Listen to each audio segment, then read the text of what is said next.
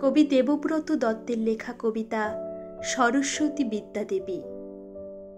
সরস্বতী বিদ্যা দেবী, আমরা দুভাই বোনে সারা বছর পড়ছি কত, আছে কি ছাই মনে? বই দেখো তো চতুর্দিকে, ওরে বাপরে বাপ!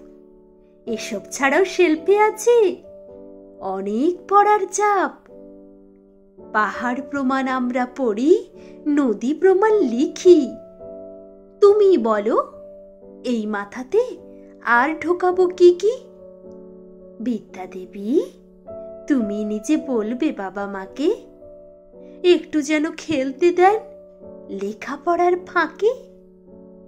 বাবা মাও তো ছোট ছিলেন, ছিল না শখ কোনো, তবে কেন খেলতে যাও বলেন না কখনো?